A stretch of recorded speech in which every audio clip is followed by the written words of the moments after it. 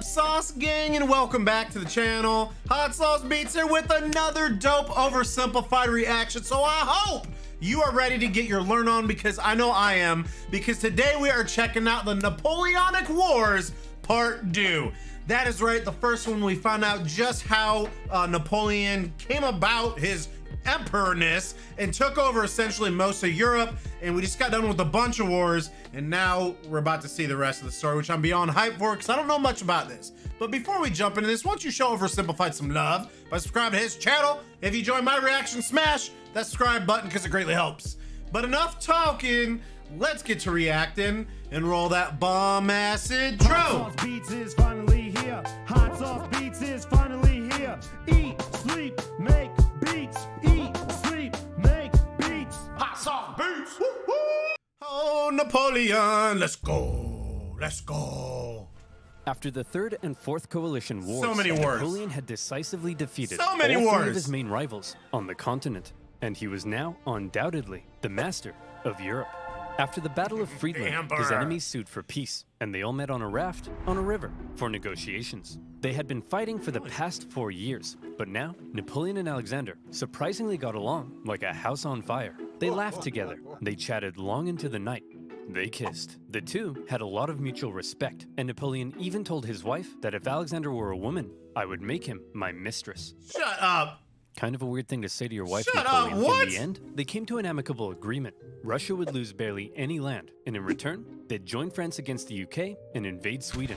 Win-win. On the other hand, Frederick William III was sidelined, and Prussia lost an enormous amount of territory to French client states. Only the UK remained as the last major threat to Napoleon, and they continued to be a big thorn in his side, constantly funding his enemies and using their powerful navy to wreak havoc on French trade and overseas colonies. But what could Napoleon do? The British were safe across the channel.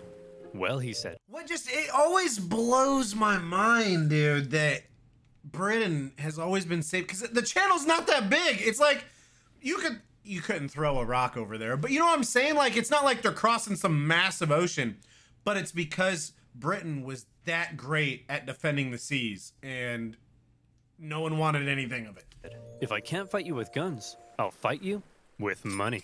Earlier in 1806, Napoleon had announced the Continental System, a total shutoff of the UK from continental trade. No one in Europe was to trade with Britain, and Napoleon hoped that by hitting their economy, he could force them to negotiate. The British economy did take a hit, and they responded in their typical fashion, by going to Copenhagen and blowing a bunch of stuff up.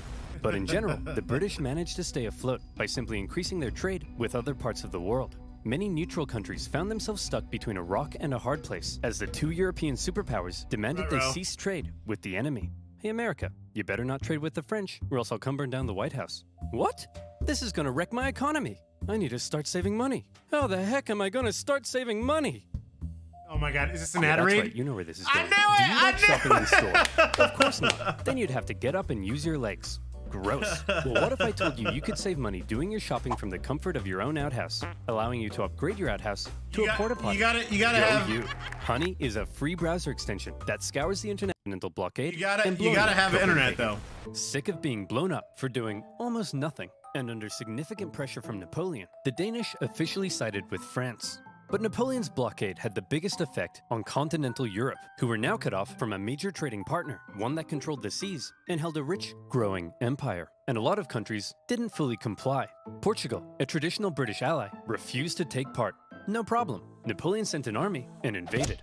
But it wasn't just Portugal. Dude. Many of Napoleon's allies were also suspect. Your Majesty, it seems that Spain isn't properly enforcing your blockade. Spain?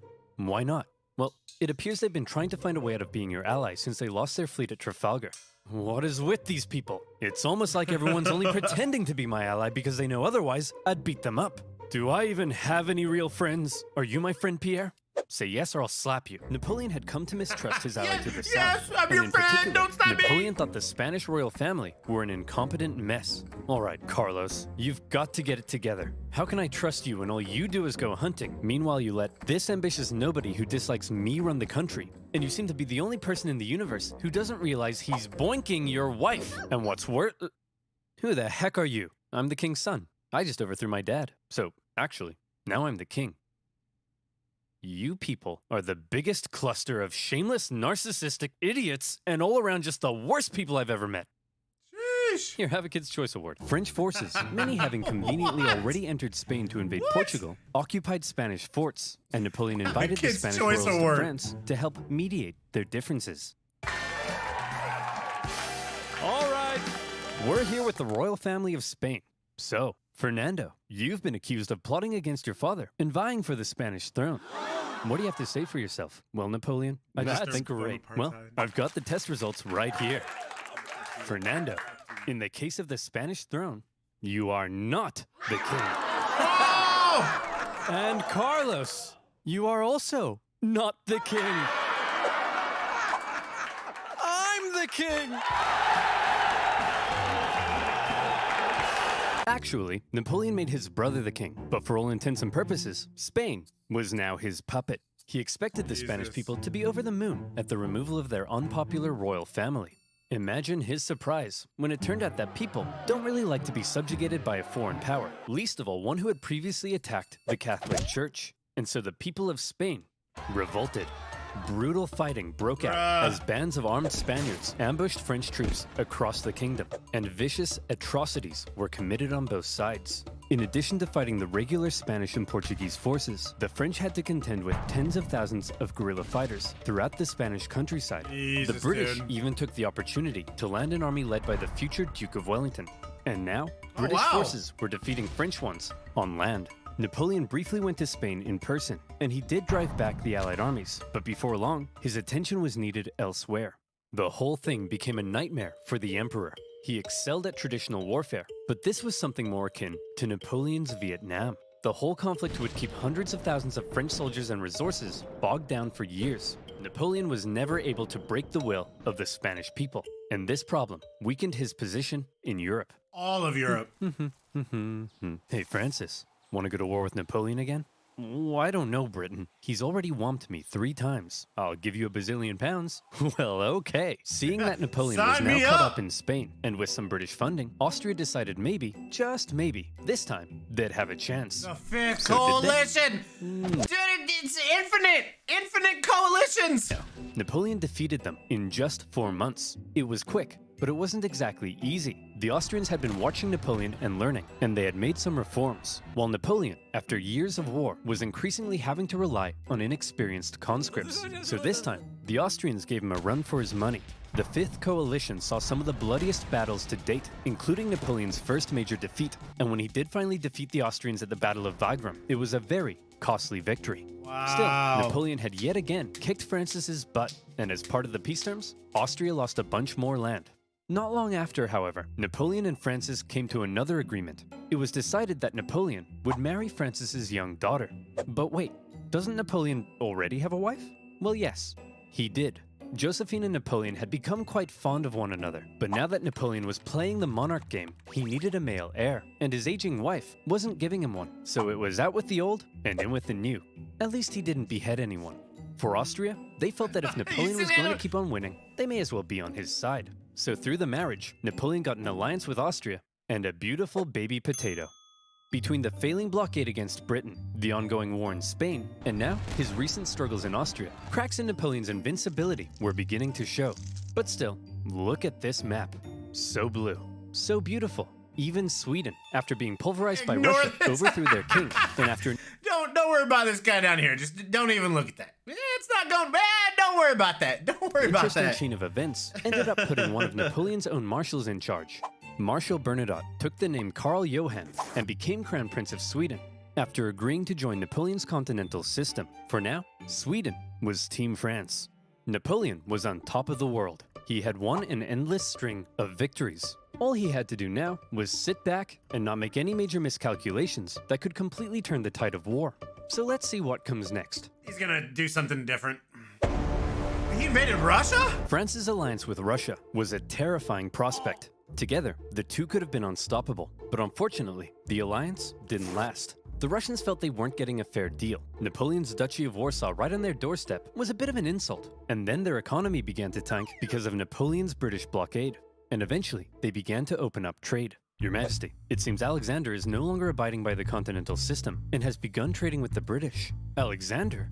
But he kissed me. He kissed you? You wouldn't get it, Pierre. No one would ever kiss you. No one understands. The security of Napoleon's empire depended on removing the British threat, and he wasn't happy with Russia's backdoor shenanigans. And so in 1812, Napoleon... Dude, I really love how we've watched Oversimplified evolve, telling his stories, the different things he's done on these videos. And it's just little stuff like that, little tee-hee-hee. It adds sense of humor when on a very serious subject, but you got to make light of some stuff sometimes. So it helps you, remember it better, and it just makes it more enjoyable to watch and learn. To go to war. He gathered together the most massive army Europe had ever seen, made up of troops from every corner of his empire, and he prepared to invade. Okay, it looks like Napoleon's coming for us. Generals, I need ideas. We could stand and fight. No, that's stupid. You're stupid. We could run away. You're a star. You'll remember Napoleon's tactics relied on astonishing speed to outmaneuver his enemy and force a quick, decisive battle. Well, I've got 2 words for you. Scorched earth. If his opponent retreated while scorching the earth, his men couldn't live off the land. And if his men couldn't live off the land, he needed his supply trains. And if he needed his supply trains, he couldn't move quickly. And if he couldn't move quickly, he couldn't outmaneuver his enemy. And if he couldn't outmaneuver his enemy, I think you get the point. Napoleon launched his invasion and hoped for a quick battle, but all he could do was try to catch the retreating Russians while moving deeper and deeper into hostile territory. As he went, the horribly hot summer devastated his army. His men died of heat, exhaustion. Horribly hot? How hot does it get in Russia, dude? I'm just a stupid American. I don't know some things, so. And disease. Supplies began to run out, and his men began to starve. Many deserted, and still the Russians continued to retreat. Numerous times, Napoleon considered turning back, but that little voice in his head kept on telling him, keep going, just a little further. And don't worry, you're definitely average height for the time. He nearly caught the Russians at Smolensk, but it was his birthday, so he had a party instead.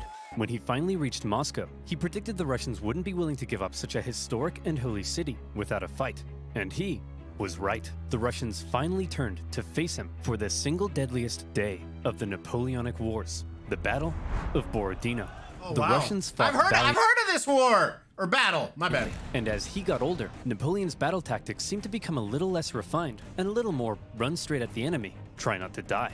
He launched a full frontal assault at the Russian defenses, and as a result, the death toll was colossal. The Russians eventually decided to retreat, leaving Moscow to fall into Napoleon's hands. Quick, the French are taking the city. Release all these prisoners immediately and tell them to burn it to the ground. Well, well, Jimmy the arsonist, you are not going to believe your luck. Moscow went up in flames, and as Napoleon entered, it became very Your prayers have just been answered, Jimmy. Your prayers have just been answered. clear his army wouldn't be able to stay there very long. But he had just defeated the Russian army and taken their most beloved city. In his mind, he had won. So he sent Tsar Alexander in St. Petersburg a letter. Your Imperial Majesty, Napoleon requests your surrender. How shall I respond? You shan't, Dmitri. Ever? Ever. But, You shan't. Your Majesty, it will be winter soon. The French forces are stuck 500 miles into Russian territory with dwindling supplies. If we don't say anything, well, then they'll all die. Oh! After waiting for a response for about a month, the first snow of winter began to fall, and Napoleon sensed the catastrophe that was about to unfold. He decided their only choice now was to get out. And that's when it happened. It got cold. Stupid cold. His glorious invasion had just become a race for survival. As the Russians realized the French were fleeing for their lives, they began to close in on their supply line. Men froze to death, their horses as well. There was starvation and disease. The injured and dying could only be left by the side of the road, as it was too slow to try to carry them. And all along the dreaded Russian Cossacks stalked the bleeding French army, and every now and then swept in for a quick attack. Napoleon, fearing capture, kept a vial of poison around his neck. At one point, the Russian armies nearly trapped him against the Berezina River, but a little Napoleon cleverness gave him the old Geoffrey juke, tricking them into thinking he was going south and then escaping across rapidly built pontoon bridges to the north. When the Russians realized where he was and began to close in, the French burned the bridges before everyone could cross. Hundreds drowned, and thousands were captured. At this point, Napoleon got wind of plots against him forming in Paris, so he abandoned his men and went back to France. The remaining French stragglers made it across the border. It's been estimated over 600,000 men went into Russia. Less than 100,000 returned. Napoleon was now in a very precarious situation. His army had just been obliterated, and the other European leaders smelled blood. Here was an opportunity to take advantage of a weakened Napoleon, regain territory and influence, snap, and liberate Napoleon! Europe from his dirty French paws. And so they began to turn. Prussia soon broke their alliance and switched sides, while Austria declared neutrality. Even Sweden, led by one of Napoleon's old marshals, joined the Allies, partly due to Napoleon's earlier invasion of Swedish Pomerania. The War of the Sixth Coalition had begun. The coalition forces had been— You get a coalition war! You get a coalition war! Everybody gets coalition wars! reforming Jeez. their armies, and they were now much better. And the UK had also significantly amped up its financial aid to its continental allies. This is Their so armies good, dude. quickly advanced through Poland and into Germany. In Paris, Napoleon was understandably freaking out. He needed to put together a new army fast, and he called up over 100,000 new conscripts, mostly teenagers. He also put his factories into overdrive, and he was like, you, make more rifles. You, build new cannons. You, make more horses. I don't make horses. Then who makes horses? Horses make horses. Explain how. Well, when a daddy horse and a mommy horse love each other very much. Yes, go on. Well, then the daddy horse— I'm sorry, Napoleon. You're 43. I thought you'd know this stuff. Don't touch me. I'm gonna be sick. As it turned out, Napoleon's lack of horses would take the biggest toll on his army, since his tactics relied on speed, maneuverability, and destruction. When he took the fight to the Allies in 1813, he did defeat them and sent them running. But lacking cavalry, he was unable to effectively pursue and destroy.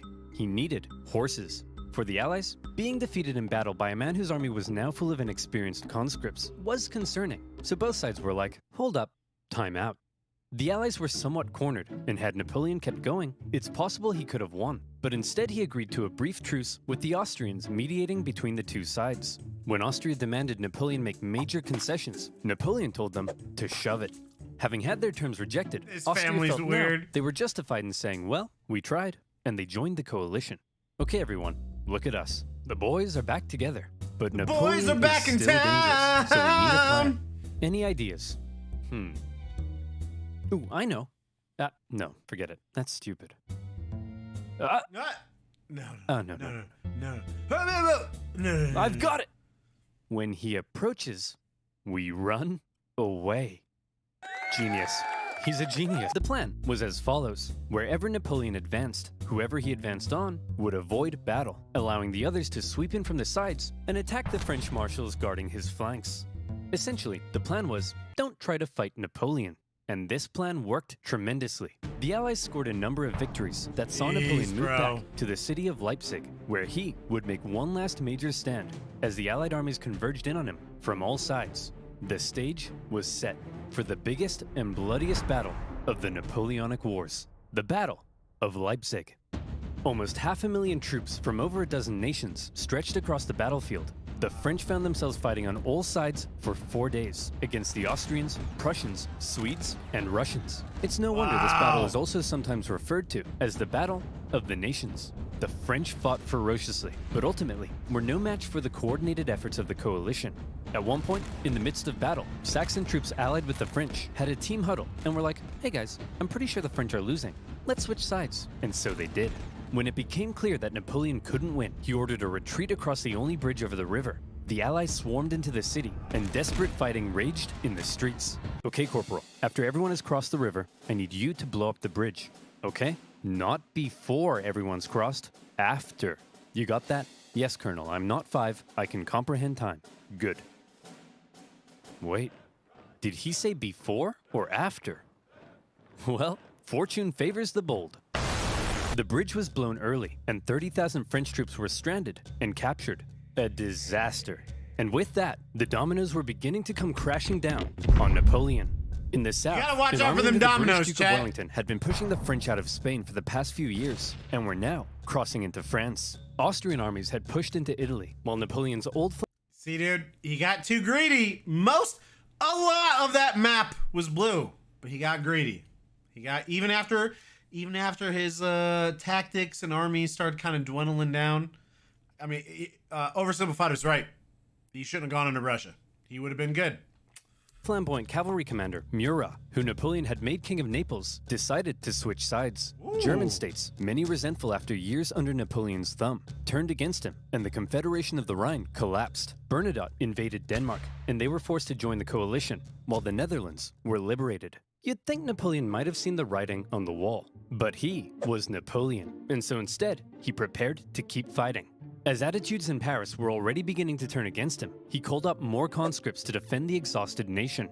As for the Allies, they weren't sure exactly what they were aiming for here. A few peace offers were floated that may have let Napoleon keep his position, but the British kept throwing around even more money, and eventually, they all agreed that the ultimate aim was the deposition of Napoleon entirely. You gotta get him out. So, Napoleon and really that, in the grand scheme of things, that is what you have to do, right? If someone is trying to essentially take over the world, they will always try and do that. You can't let them stay in power, you know? Embarked on one of his most famous campaigns to defend the homeland. He was completely outnumbered, but the Allied armies had split up and spread out. His army was so small that he could move at lightning speed, and he used this to his advantage. In the famous 6 Days campaign against Prussian General Blücher, he attacked from all directions and defeated Blücher's forces 4 times, only suffering a tenth of the casualties he inflicted. Even with his back completely to the wall, Napoleon was still Napoleon. That's Then he crazy, turned dude. south to take on Schwarzenberg's army of Bohemia and enjoyed even more victories. However,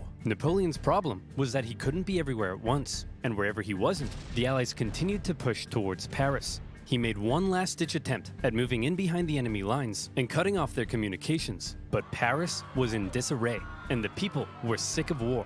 One ambitious and slightly treacherous politician sent the Allied armies a letter basically saying, "Hey guys, come on in." And so, they did. The city's defenders surrendered, and as the Allied leaders entered Paris, the people cheered them as bringers of peace. Paris had fallen. Quick, marshals, gather your men. We're gonna launch an assault on Paris. Where are my marshals? They all left and told me to give you this note. You're fired. Napoleon's marshals That's had realized what he bruh. hadn't. It was over, and they insisted all that was left now, for the good of France, was for him to abdicate. And without the support of his army, Napoleon had no choice. He hoped his son could take his place, but it was decided instead to restore the old Bourbon monarchy. Old King Louis XVI's brother would become the King of France. King It was Louis! almost like the French Revolution had never even happened. But what would Literally. we do with Napoleon? We Literally. can't have a hyperactive 44-year-old menace running around reigniting revolutionary ideals and plotting his return. Well, why don't we send him, I don't know, there. The location chosen for Napoleon's exile was the small island of Elba, just off the coast of Italy. Napoleon was to rule over the island, and even got to keep the title Emperor of Elba. The Allies must have been in stitches when they came up with that. When he learned what his fate was to be, he drank the poison he had been keeping around his neck. But it had gone out of date, so instead of a quick and painless death, he got a painful stummy-wummy instead. Before he left France, he addressed his oldest. I did not know that, man. He literally drank the poison and it didn't kill him. And closest guard one last time, making an emotional speech that ended with him kissing their flag. And off he went to exile. The deal that was given to Emperor of him was Elba. actually quite generous. His family were given titles, he was to receive a state pension from France, and he was able to receive many distinguished visitors, all eager to come and meet the famed emperor. And he ruled over Elba well, improving infrastructure and introducing many legal and social reforms aimed at improving life on the island. Hey Napoleon, just coming in to check on how it's all going. Holy smokes! But it wasn't all good. For one thing, he learned of the death of his first wife Josephine and was deeply saddened. He was forbidden from seeing his son and current wife, and in Austria, Emperor Francis had ordered a local count to seduce her, so she would forget about Napoleon. Then, the new King Louis XVIII refused to give Napoleon his agreed pension. He was under constant threat of assassination, and there were even rumors that the Allies were thinking of relocating him somewhere even more remote. But the biggest problem was that Napoleon was once the master of Europe. He had lived a thrilling life of adventure, fame, and glory. Now, he found himself on a tiny island in the Mediterranean. I'm the and Emperor of Elba! Let's was go! bored. Wouldn't it be nice if he could somehow return to France and reclaim his throne? Hey Napoleon, want to go back to France and reclaim your throne? I would, Pierre. But how? Well, I was thinking we could just take this boat. Will that work? Surprisingly, yes. Pierre, remember when I told you no one would ever kiss you? Yes, sire. Well, pucker up, boyo. Yay. When Napoleon left Elba, it wasn't really the daring escape you might think. He basically had kind of a leaving ceremony, hopped on a ship, and sailed back to France. He brought with him an army of about 1,000 men, and he began his journey to Paris. However, In Paris, there was now a new king, and at first, the people largely accepted him because the last few years of war under Napoleon had brought immense death and economic suffering. That's right, the king is back, baby. Divine You get a Porsche! You get a Porsche! I know the economy is Everybody gets kaput, but I Porsches! and my courtiers will withdraw into this palace, and we will definitely work as hard as we can to fix everything.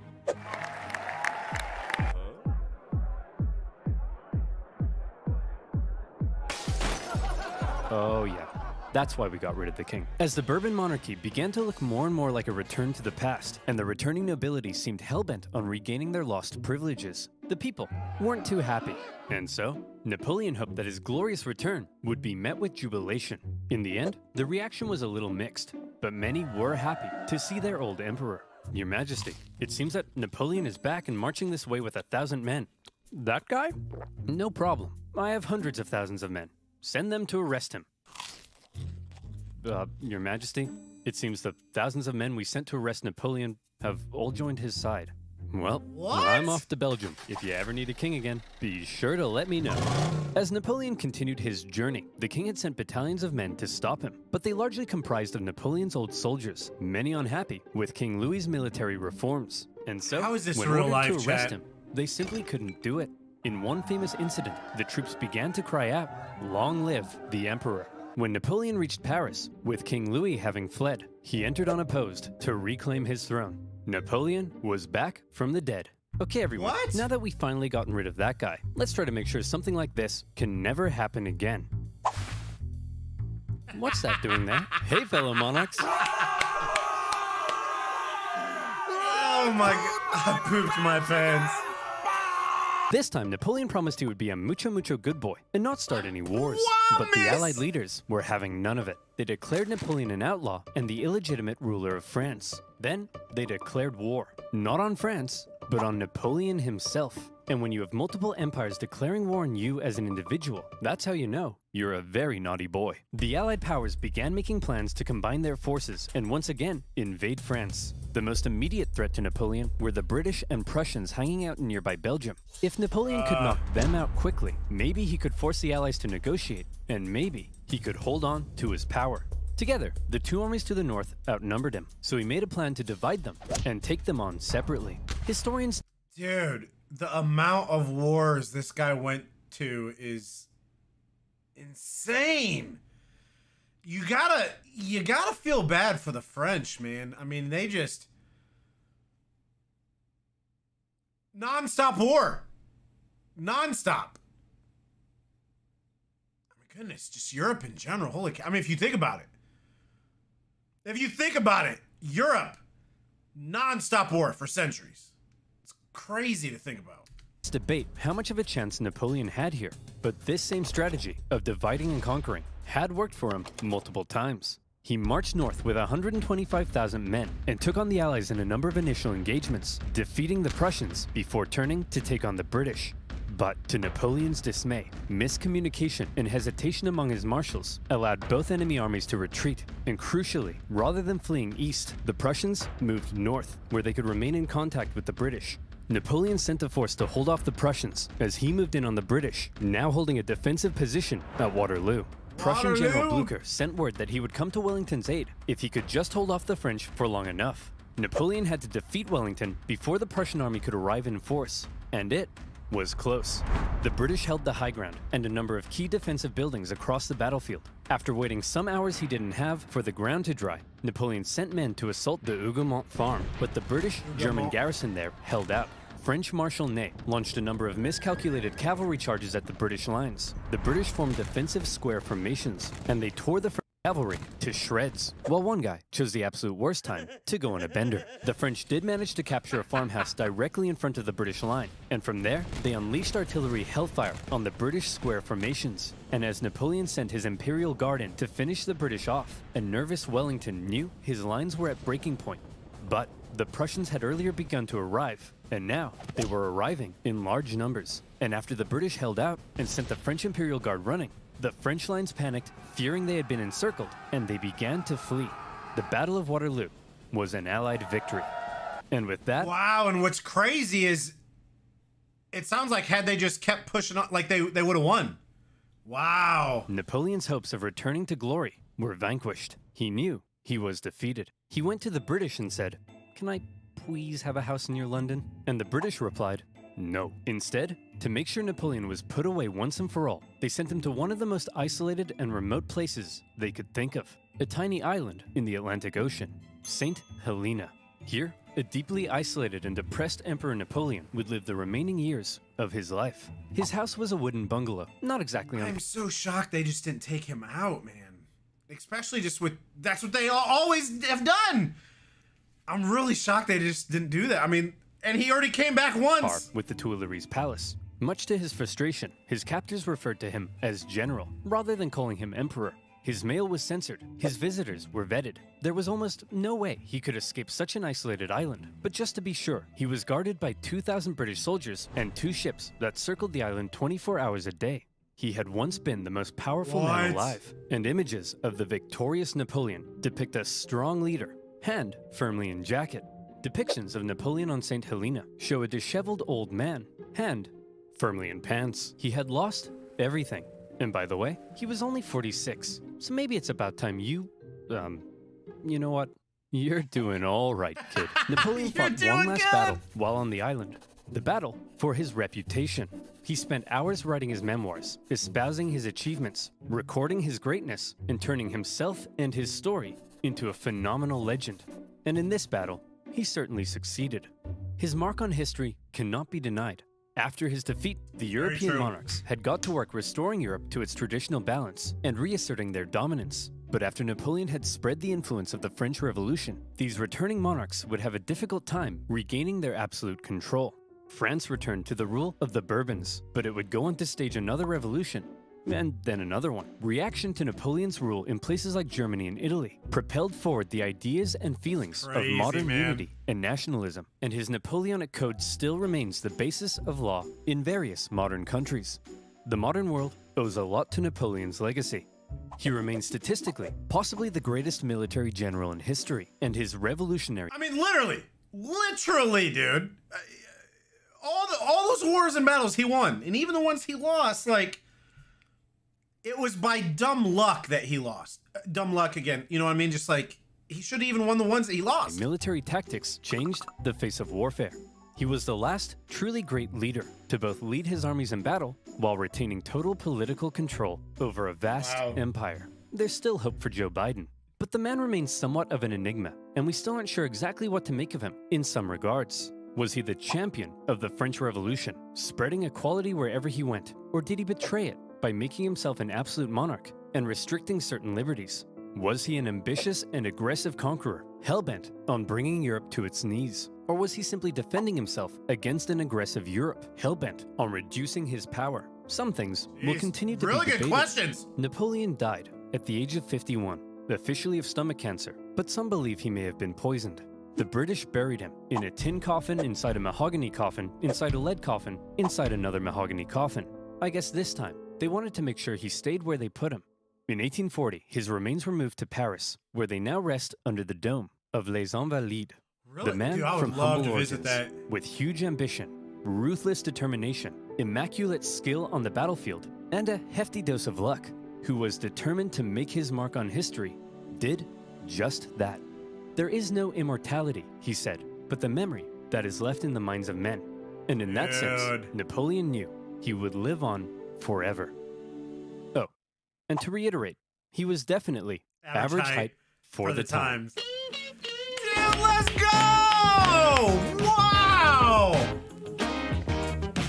Bro, let me bring you... Chat?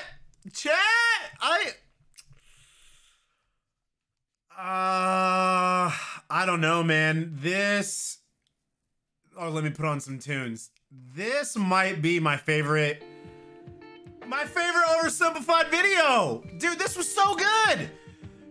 Again, we've watched his videos like evolve, his sense of humor he's added more, even his editing style is a little more refined. And just the storytelling on this. I mean, I was constantly on the edge of my seat, like, oh my God, what's gonna happen? Because again, I have such a terrible memory. I don't remember a lot of this. I didn't remember he was banished to 2 separate islands, or the fact that he came back and and won France back, but then lost it. And dude, this was oversimplified. This is my favorite oversimplified video yet. This was a masterpiece. This was beautiful. Chat, I hope you guys enjoyed this. I'm stoked to moving on to the next story. Let me know in the comments, what should I do next? I hope you enjoyed this. Make sure you show Oversimplified some love by subscribing to their channel. If you enjoyed my reaction, please help support the channel by smashing that subscribe and like button. It's absolutely free and it greatly helps out the channel. Enjoy the rest of your day. And remember, it's eat, sleep, and make beats. And as usual, we kind of want to know. That's all I got. Boom, I'm out. And I'm in love for the Sauce Gang. Peace out, guys. Woo woo.